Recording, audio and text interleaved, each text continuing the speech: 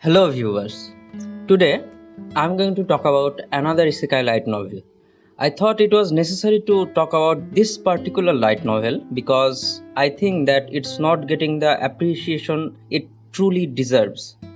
The reason I think so is because this light novel is quite different from all other isekai out there. It has the perfect mix of unique and common plot devices that creates an interesting storyline as a whole. Now, let's talk about some of its unique points. First of all, the way the protagonist gets transmigrated to another world is quite different from other novels of the isekai genre. The protagonist doesn't get forcefully summoned by any kingdom or divine beings. He doesn't get hit by any truck or get stabbed to death. He is actually approached by the goddess herself. He is given an offer whether he wants to be transmigrated to another world or not. The reason the goddess does that is a mystery. He doesn't have to defeat the demon lord or save the world. He doesn't have to be the hero. Apparently, the reason seems like that the goddess only wants a companion she can spend her vacation with. But I highly doubt it. I think there's something more to it. Don't get me wrong. I am not saying that she is evil or something. But the author has set the realm of gods in a way that it makes me think that there is something more than what it seems like on the surface. Anyways, our protagonist decides to accept that offer. He gets to choose the skills he wants for himself, just like character customization of a game. He even decides to get the skill even at the cost of losing his memories, as it was beyond his usual capabilities. So, due to that, he finds himself in another world with no memories about himself. He doesn't even remember his own name. However, the goddess helps and gives him advice along the way. And at one point, we come to know that she has also become one of his summons. It's just he is not strong enough to summon her yet. I find this plot point extremely foreshadowing, considering that it would practically allow her to descend on the mortal world without breaking any rules. I guess we'll just have to see what happens in the future. Now, let's talk more about the protagonist himself. First of all, I would like to get something out of the way. This protagonist is not dense. He is also not some delusional teenager with an 8th grade syndrome. He is very straightforward and really honest about his thoughts. I really appreciate protagonists like him the most. Due to his identity as a summoner, which is a literal cheat, he gets very overpowered very fast. But he doesn't let it get to his head. He remains cautious. He is intelligent enough to realize that until he is strong enough, his skills might bring him a lot of trouble.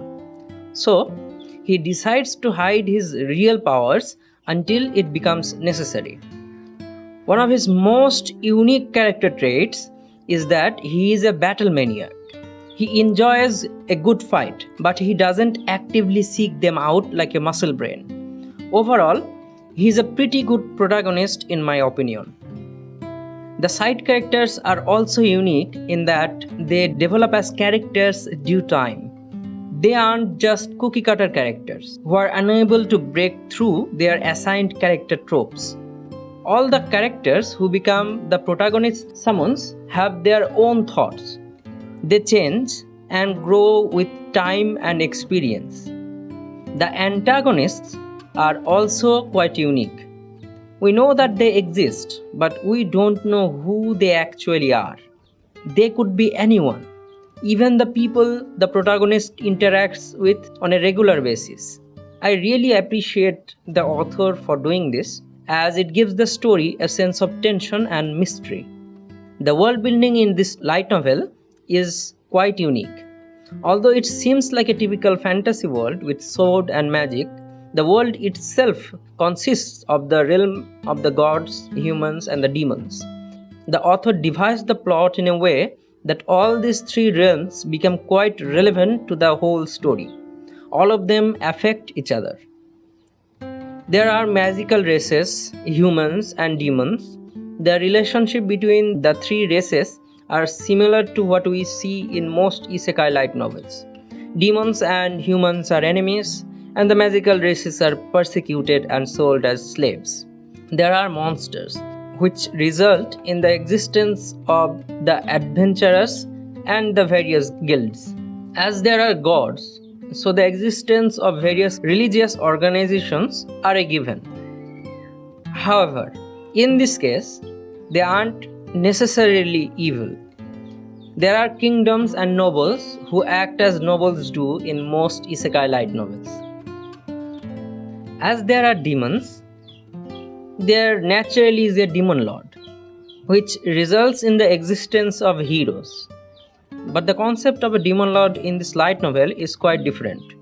It is described as a kind of a disease that powerful demons tend to get, which makes them go through a complete change.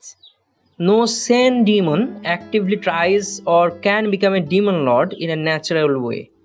Heroes are summoned from different worlds, and they can actually be sent back once their job is done. That is quite an interesting plot point.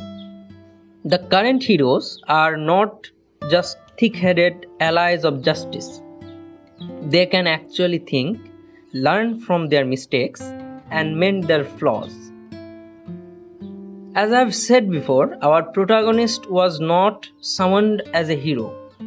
So he had no such responsibilities of a hero. He just travels around doing what he likes, which often ends up as saving the world. I consider him as a variable in the grand scheme of things. He can do things the heroes can't, and I think that's quite interesting. I've read 8 volumes of this light novel, as well as the web novel version, and it managed to keep me interested enough to make me look forward to the future volumes. I truly recommend that you give it a chance. That's all for this review. If you like my work, please like, comment and subscribe to the channel. Stay safe and healthy till we meet in the next video. Thank you.